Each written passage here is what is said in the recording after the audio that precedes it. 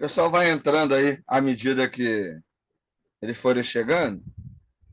Aí a gente começa aí, que aí adianta também para a gente não perder aí muito tempo da aula, né? É,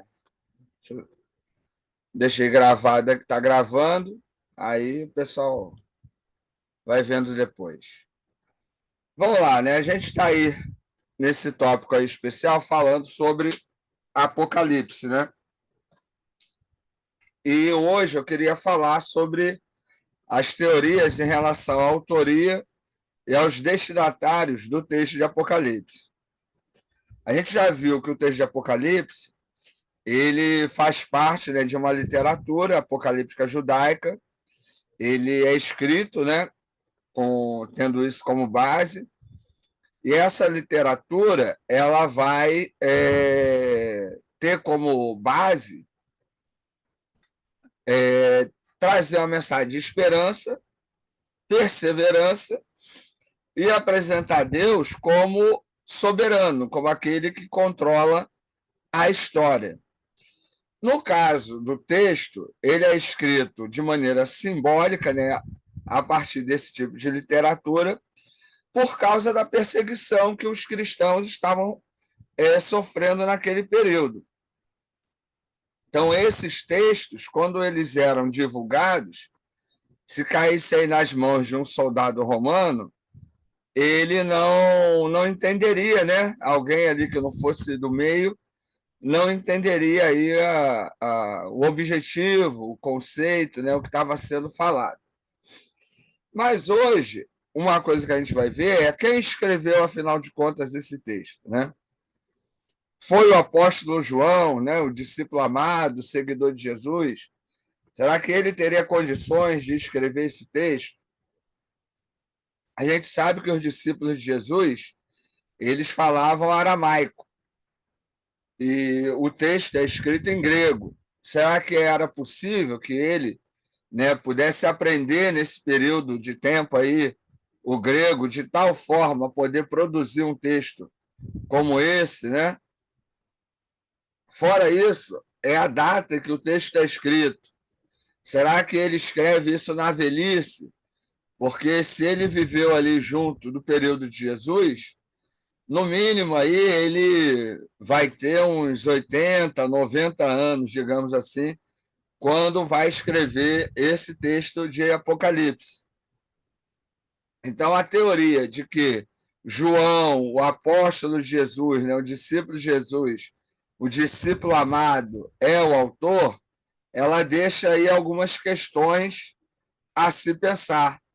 A questão da língua, porque os apóstolos falavam aramaico, e a transposição de um idioma para outro realmente não é algo fácil. E também a questão da idade, né? Ele seria aí muito velho para estar produzindo um texto desse tipo.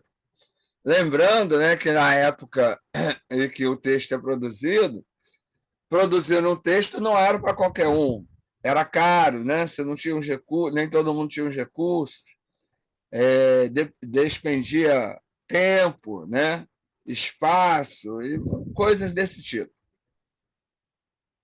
Então, saber quem é o autor é uma questão que é levantada. No entanto, independente de quem é o autor ou não do texto, isso não muda a mensagem do texto. Isso não interfere no conteúdo do texto.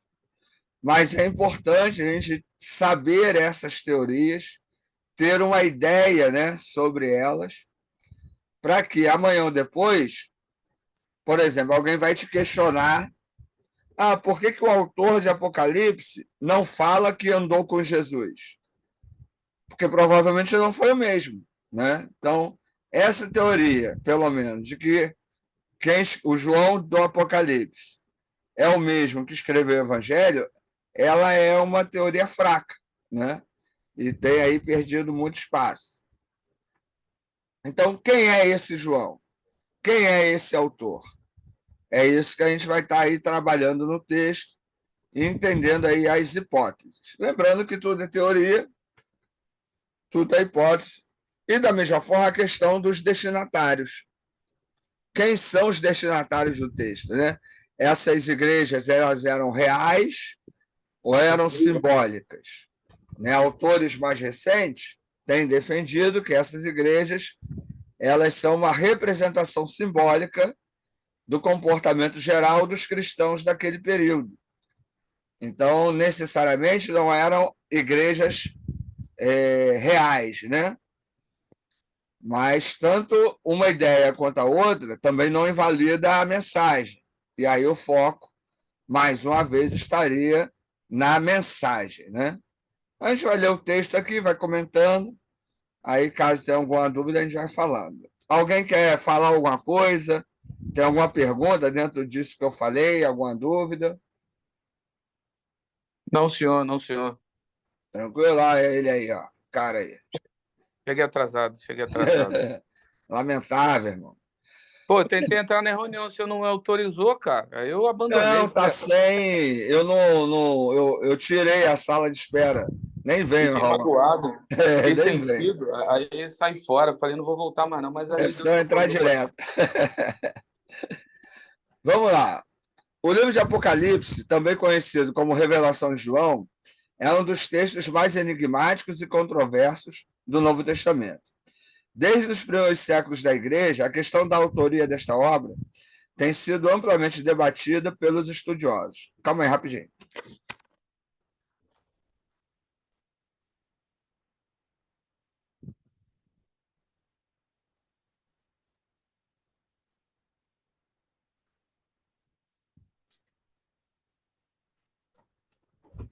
Voltei.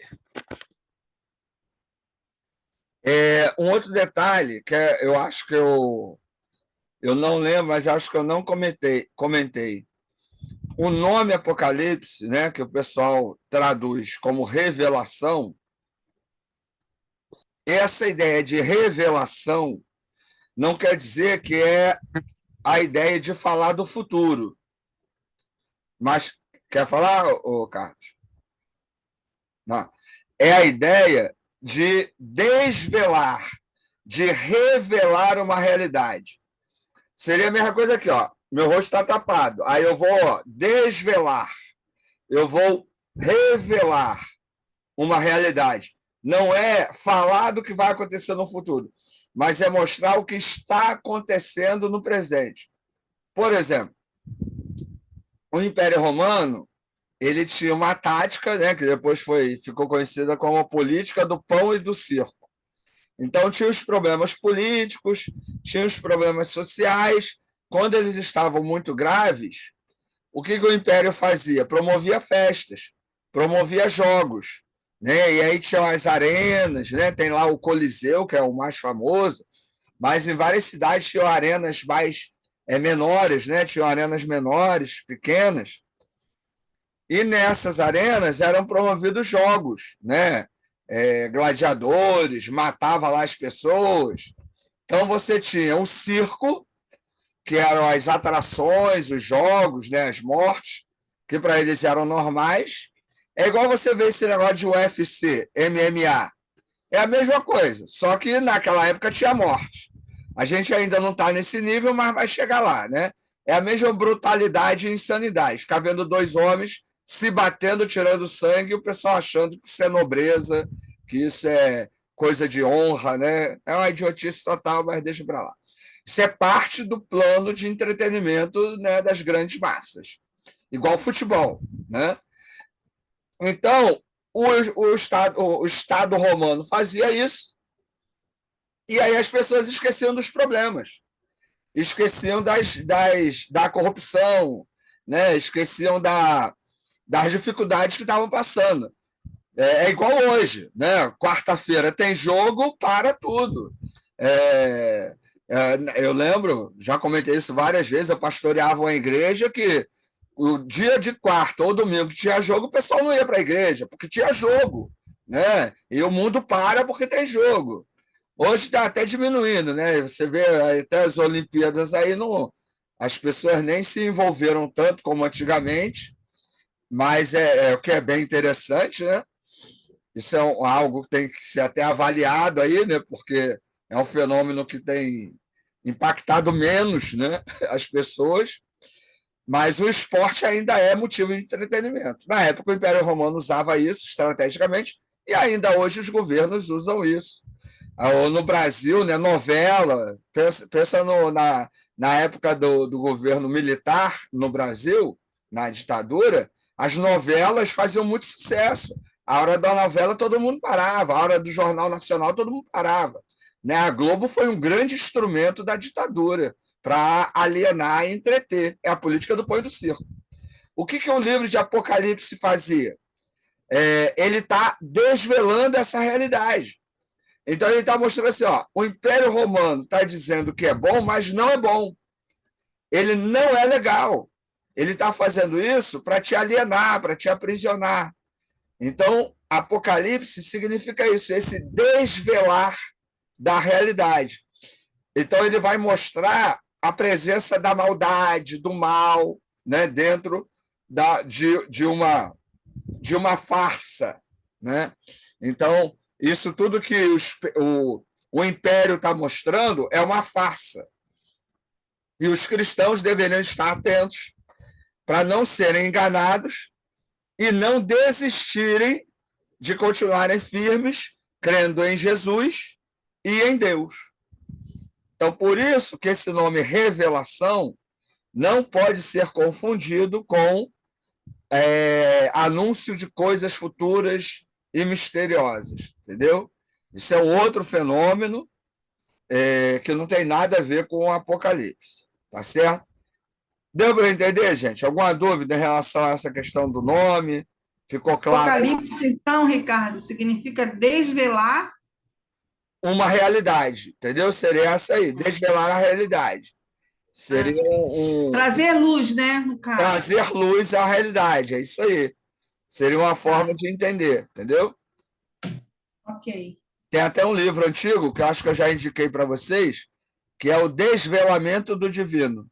Nesse livro, que é sobre Apocalipse, na verdade ele é sobre literatura apocalíptica, e fala também sobre Apocalipse, ele vai trazer isso que eu estou conversando aqui com vocês. Eu acho que não vende mais. Eu acho que acabou, mas o nome é Desvelamento do Divino. De repente, você achar por aí em algum sebo, é uma literatura legal para trabalhar. Então, vamos lá. Teorias sobre a autoria. A tradição cristã geralmente atribui a autoria do Apocalipse a João, o apóstolo e discípulo de Jesus. Essa visão se baseia na informação contida no próprio texto, que se refere ao autor como João. No entanto, alguns estudiosos contestam essa identificação, argumentando que existem diferenças significativas entre o estilo e a teologia do Apocalipse e os outros escritos tradicionalmente atribuídos a João, como o Evangelho de João e as epístolas joaninas. Que também é interessante, né? Vamos pensar o seguinte: para alguns autores, nós teríamos 4 ou 5 Joãos na Bíblia. O primeiro é João Batista, que morreu decapitado. O segundo é João, o discípulo amado. O terceiro seria o autor da segunda e da terceira carta. E o quarto seria o João do Apocalipse. Por quê? Porque o autor da primeira carta e do Evangelho seria o mesmo João, né? Segundo alguns autores. Outros autores vão dizer que tem João Batista, João discípulo amado, João do Evangelho, o das cartas e o do Apocalipse. E aí, esse discípulo amado teria inspirado, né, talvez, o Evangelho e a primeira carta. Aí alguns vão também dizer que cada carta foi escrita por um João diferente, né? Por que isso? Porque os estilos são diferentes, né? Os assuntos são diferentes, e geralmente o autor nem menciona, tirando dos evangelhos, que andou com Jesus. Veja bem, você está pregando, você está dando um estudo, e aí, de repente, você está falando de um assunto. e você teve contato com aquela pessoa que é craque naquele assunto, que sabe tudo do assunto, você não vai mencionar? Você vai citar para dar validade. Você vai falar, ó, segundo fulano de tal, que eu estudei com ele, que eu andei com ele, que eu ouvi, que eu li os livros dele, né? E nos outros textos, tirando o Evangelho, a gente não tem essa menção. E João, assim como Jesus, eram nomes comuns, né? Então, essas teorias, elas estão por aí, né? A gente precisa ter ciência delas, mas lembrando, nenhuma dessas teorias, se foi um João, se foram vários, vai modificar a mensagem e o conteúdo do texto. Uma teoria alternativa é a de que Apocalipse foi escrito por um cristão chamado João, mas que não era o apóstolo João. Essa figura, conhecida como João, o presbítero, é mencionada em fontes cristãs primitivas, como Papias de Herápolis e Irineu de Lyon, e poderia ter sido o autor do Apocalipse. Alguns estudiosos argumentam que esse João, o presbítero, pode ter sido um discípulo do apóstolo João, o que explicaria as semelhanças e diferenças em relação aos outros escritos joaninos. De qualquer forma, né, esse João era alguém que tinha autoridade, era alguém que os leitores respeitariam, né? Porque senão o texto não estaria aí. Outra teoria propõe que o Apocalipse foi escrito por um autor anônimo, mas que pertencia ao círculo dos discípulos de João. Nessa visão, o texto teria sido atribuído a João posteriormente, talvez por sua importância como testemunha ocular dos ensinamentos de Jesus. A gente já falou da pseudomínia, né, que era uma maneira de se escrever um texto e dar o nome da pessoa que inspirou, não é plágio. Então, eu escrevo um texto, mas para dar autoridade a esse texto, ou melhor, eu escrevo um texto inspirado nos ensinos de uma pessoa que tem autoridade dentro da comunidade. Então, em vez de colocar o meu nome como autor, eu coloco o nome dessa pessoa na qual eu inspirei e ouvi. E aí, a esse recurso é dado o nome de pseudomínia. Os evangelhos são assim, vários textos do Antigo Testamento têm isso, e do Novo também. Então, essa teoria vai defender mais ou menos isso. Tem um livro também, que é A Comunidade do Discípulo Amado. Nesse livro, ele vai falar sobre essas questões de teoria, né?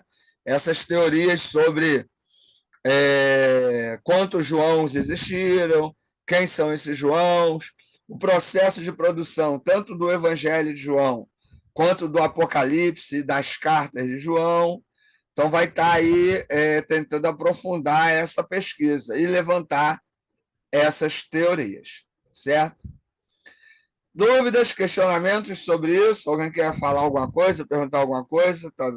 Tá tranquilo? O nome do livro, esse livro que você falou agora é A Comunidade do Discípulo Amado. O Discípulo Amado. Tem foto? Calma aí, rapidinho. Deixa eu confirmar aqui, calma aí.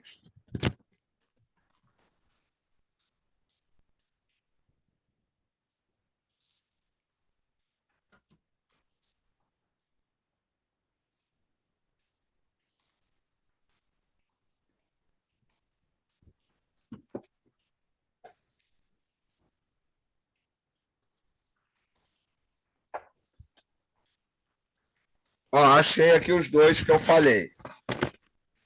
É que eu tenho que tirar esse borrão aí. Ó, aparece, né? Deixa eu tirar aqui da tela. Esse daí você já mostrou, eu acho, mas não consegui comprar ele, não. Eu não sei se tá vendendo, não. Ó, tá dando para ver? Isso. Você Não. já tinha Vou tirar fotografado. Eu vou tirar a foto e pôr no grupo. Carlos, você tá sem som. O do primeiro é Desvelamento do Divino. Eu vou tirar a foto aqui. Okay. Quer falar, Carlos? Tá sem som. Não. Tá me ouvindo, não? Agora tá, mas antes não tava, não. Ficou embaçado. Ô, Ricardo, Tem que tirar esse borrão aí da minha tela, que eu não consigo mostrar Eu sempre esqueço. Você está com uma tela estranha, né? Até É. seu rosto está. Não, meu rosto é estranho mesmo. Aí, Ô, Ricardo, é, independente de quem tenha escrito, né? Faz alguma diferença? No caso, João, o apóstolo, ele sim. teria muito mais autoridade no caso, né? Porque ele andou Então, com Jesus. para nós hoje não faz diferença. Por quê? Porque nós entendemos que esses textos têm validade canônica. Então, para nós, o que importa é entender a mensagem do livro, o conteúdo dele, né? E, independente de quem escreveu, a mensagem tem o mesmo valor, a mesma importância e o mesmo nível de inspiração divina que qualquer outro texto. Contudo, no processo de canonização, a teoria de que João, o apóstolo, escreveu influencia na inserção desses livros, né? Obviamente no cânon. Não apenas Valida, a né? data, né? Mas essa ligação com o apóstolo João, na época, lá no IV século, foi algo que ajudou na inserção desses livros no cânon, né? Mas para nós hoje não muda nada, porque nós Dá já mais autoridade, né? é, Valida mais a é história. isso, para nós ele já contém validade canônica, então não há problema nisso. Eu, pelo menos, não vejo problema, entendeu? Eu tinha um professor de grego que ele ele falava que não pregava em cima de inserções, né? Não sei se vocês lembram das aulas de exegese, de grego, daqueles textos que foram inseridos depois, né? Que não se encontram Sim. nos documentos mais antigos. Aí eu tinha um professor que falava que não pregava nesses textos porque eles não tinham autoridade canônica, né? Marcos mesmo, no finalzinho, parece que tem uma inserção, né? Tem Marcos 8, ele vai, o mais antigo vai até o 9, aí do 9 ao 12 é uma inserção, do 13 ao 16 é outra. São duas inserções ali, se eu não me engano. Mas, assim, Três é um autores. critério que não altera muita coisa, porque as inserções não modificam grandes questões doutrinárias, né? Mas dá para notar que foi mesmo uma coisa incluída, né? Porque o texto recomeça, né? A história recomeça. Entendeu? Mas esse professor falava, eu não prego, entendeu? Vale como conteúdo, mas eu não prego. Mas aí era ele, né? Eu prego, eu não tenho problema, não. Então, eu estava vendo o vídeo que você mandou, aquele vídeo do Apocalipse. Sim. O cara que estava falando do vídeo, ele estava falando que ele não diz que é o João apóstolo por causa dos verbos que ele usa, né? E ele não usava esses verbos no Evangelho. Isso. No Apocalipse, eu acho o máximo isso, cara. É a questão é a forma, né, como escreve. Por exemplo, se o Francisco pedir para alguém fazer um trabalho no lugar dele e me mandar, aí eu já estou acostumado a ler os textos do Francisco, cheio de erro de português. Aí, de repente, vem um texto bonitinho, sem erro nenhum, eu vou falar, não foi o Francisco que fez, entendeu? Ele não aprendeu a escrever? Obrigado pelo ver. Porque Ele assim, não pode ter aprendido? não pode, mano. Não é assim que funciona. Em um semestre, entendeu? Porque a forma como a gente fala e escreve nos identifica. E na questão do texto bíblico, isso também dá para você identificar a maneira A minha como filha, ela é advogada, né? Então, às vezes, eu peço uma luz a ela nos E, trabalhos. ó. Aí ela escreve, eu falo assim, mas eu não posso colocar isso, porque eu não escrevo assim. Eu falo para ela, eu não escrevo assim. Você pede para ela fazer um trabalho, ela escreve. Excelentíssimo professor. Eu falo para ela, eu não escrevo assim, então não adianta. Você tem que falar para mim entender. Para eu entender, né?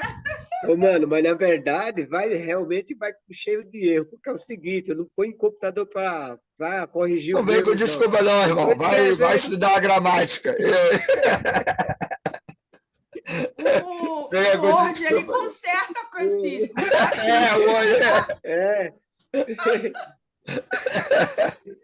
Tá vendo como a palavra, quando você escreve errado, ele põe lá. É a realidade, é a realidade. Quando eu estou pregando o evangelho, eu já preguei os textos e ganhei alma por meus erros. Então, tá bom assim. Não vem, não tá bom, não, irmão. Tem que melhorar. Vai estudar. Vai conjugar verbo. Que ideia. Vai terminar o Mobral. Ideia assim, não. Tem que melhorar. Pô. Vamos lá para a gente terminar. Mas, assim, só para resumir, os textos eles têm uma característica, assim como eu e você, né? A gente tem manias, né, de falar, de escrever. Então, o texto bíblico também tem. Cada autor tem uma forma de escrever, né? Tem uma forma de se apresentar. E é isso que é legal, né? Você consegue identificar muita coisa. Então, mas a gente só consegue identificar isso quem consegue ler no original. É? Eu acho o máximo do original é isso. Entendeu? A gente fica lendo já o que já interpretaram, a gente não sente nenhuma diferença. Não dá para ver. Mas você pode, por exemplo, mesmo que você não leia no original, você pode pegar comentários exegéticos que vão te ajudar a fazer essa comparação. Esses materiais que geralmente eu indico para vocês, eles fazem esse tipo de comparação, esse tipo de análise, e aí é legal, entendeu? Aí ele fala, por exemplo, na primeira carta de Pedro, são usados tantos verbos igual em Judas, igual em Colossenses. Então, provavelmente é o mesmo autor, é a mesma influência. Olha, é usado tantos adjetivos, tantos conectivos. E aí o comentário vai dando isso. Então é legal, entendeu? Mesmo que você não leia no grego, você tendo o material, ele vai te dando essas orientações. Aí comentários exegéticos geralmente fazem essas comparações. A introdução ao Novo Testamento do Kimmel, que eu já mostrei para vocês várias vezes, faz Eles isso. são tão caros, esse aqui, ó. Eu vou tirar a foto e botar no grupo. Ele faz essa comparação, né, entre os textos. Aí está aí no grupo. É difícil até de comprar, porque eles são carésimos. São caros. Aí, esses textos, eles vão fazendo essas comparações e ajuda nesse tipo de identificação, entendeu?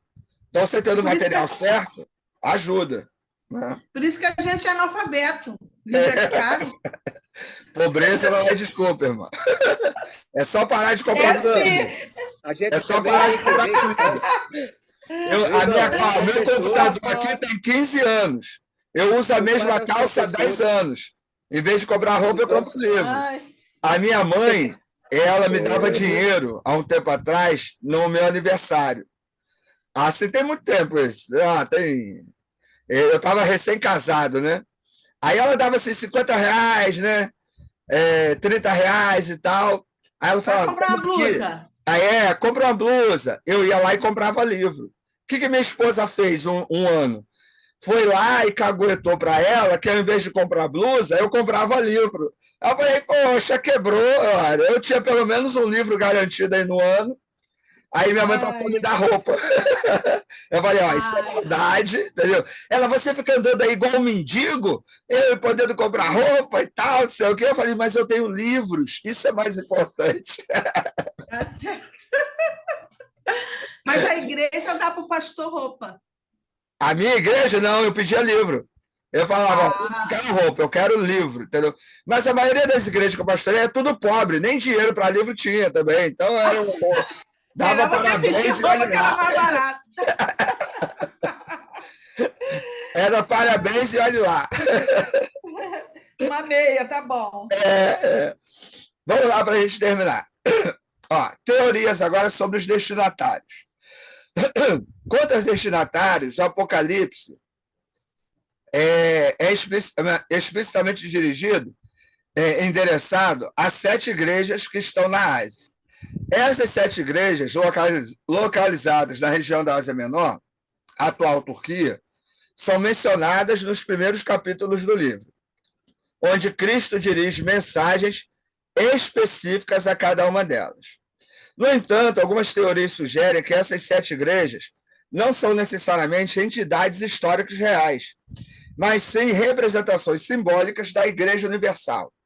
Essa visão se baseia na estrutura numérica do texto, 7, né, que pode ter um significado simbólico, e na possibilidade de que as características descritas em cada uma das igrejas refletem desafios comuns enfrentados pela igreja primitiva em geral. E até hoje, né? Não é só nas igrejas primitivas daquele tempo, mas os desafios estão presentes até hoje. A falta de amor, o esfriamento, né? Aquele pessoal que não é nem quente, nem frio, né? O pessoal que é morno. Então, essas questões a gente encontra até hoje. Então, podem servir de exemplo para qualquer igreja, né? Então não seria um alerta apenas para aquele grupo, mas seria um alerta para todos os que estão lendo, né, essas cartas.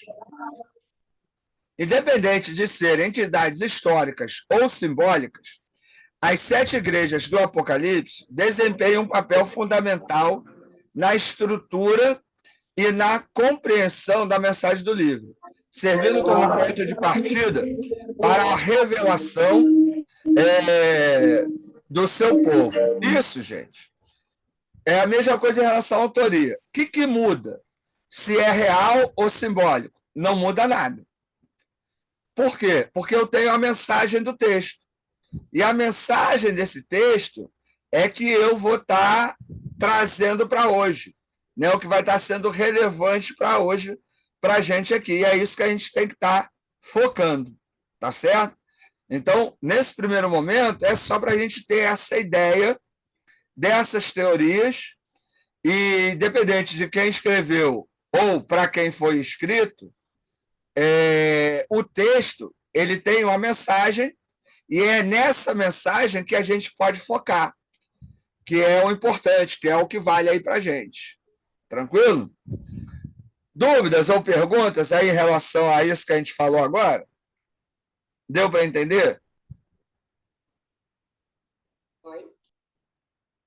Deu para entender. Não é nada assim que gere muita confusão, né? A sua foto aí está horrível. Agora o jeito ela está embaçando, dependendo de como eu mude, ela fica embaçando, entendeu? É nada, tá? Eu brincando, estou enchendo o saco. É que você. É que assim, o texto ele é muito riquíssimo para nós. Eu escrevi bastante coisa aqui, mesmo com os meus erros português, né? Que agora vai ficar registrado, né, pelos meus colegas de trabalho, mas até o dia da formatura nós vamos estar lembrando isso daí, viu, irmão? Essa que ele soltou hoje. Mas, você é o melhor, você é o melhor, Francisco. Uma das coisas, Ricardo, que no vídeo nós aprendemos é que esse autor realmente ele não fala que é discípulo de Jesus, né? Ele não fala nem um tanto no vídeo que ele segue a Jesus, né?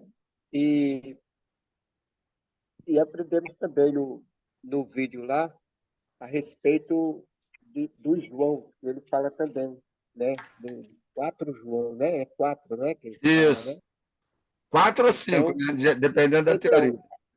Aí nós estávamos lendo um livro de teologia sistemática e eu vi um exemplo que diz assim, uma porção de tijolos, de madeiras, não quer dizer que a casa está pronta, né? Então, as informações vêm, mas elas não vêm concretas.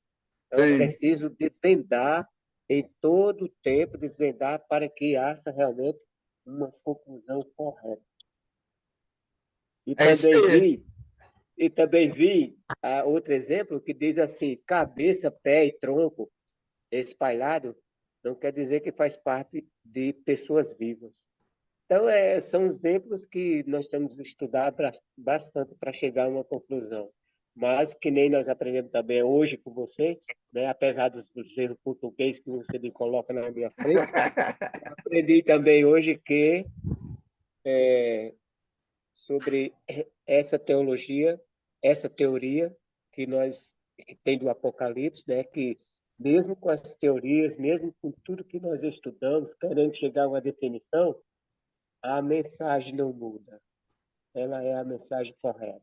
Se a gente focar na mensagem, as outras coisas a gente dá para ignorar, entendeu? Que aí não se tornam tão relevantes. Né? Beleza. Alguém quer falar mais alguma coisa aí? Ricardo, eu quero perguntar sobre esse questionário. É no vídeo, né? Não, esse que está aí embaixo, que eu mandei de hoje, é do texto de hoje, entendeu? É do texto? É de hoje, é do texto de hoje. Aí lê o texto de novo e responde. É que o vídeo tem a ver com o que eu estou falando, entendeu? Aí, mas o questionário é baseado no texto que eu mandei hoje para vocês. Hoje, esse questionário de hoje. Olha a confusão. Tá ótimo. Falei que eu estava entrei de um jeito e saí de outro. Estou igual a Fiona. Um dia e outro. Carro, o que é? O dia hoje não foi bom? Vendeu pelo menos 4 carros? Olha aí, ó. Recebe aí, irmão. Veja que tu és. Amanhã, 10 carros. Segue lá no Instagram que tu vai ver. André Martins. Não precisa mandar hoje, não, o texto. Alguém perguntou aqui, não precisa mandar hoje, não. Pode mandar até o GQ2. Essa atividade até o GQ2. Fala aí, André. Não, eu tô falando, segue lá no Instagram, a loja é nova, cara. Tá inaugurando amanhã. Não vem não, irmão. Fica fazendo merchandising aí, ó. Eita, comercial aí, comercial. Preço é bom, gente, preço é bom. Eu não tive cacife, não, mas preço é bom, hein? Cara, é bom. Está tudo em livro? Exatamente, esse é o problema. Eu vou dar uns livros lá de garantia para ver se resolve. Aproveite os livros. Aproveita e faz doações aí de livros. Nada de doação, já irmão. estão velhos. Troca os livros, compra novos e manda esses velhos para nós. Velho nada. São piques. Pô, libera os livros aí, irmão. Se liberta disso. Nada disso. Gente, ele vai fazer um sebo. Não, é ruim. Isso aqui não vende, não. Vamos focar. Tá acabando o tempo.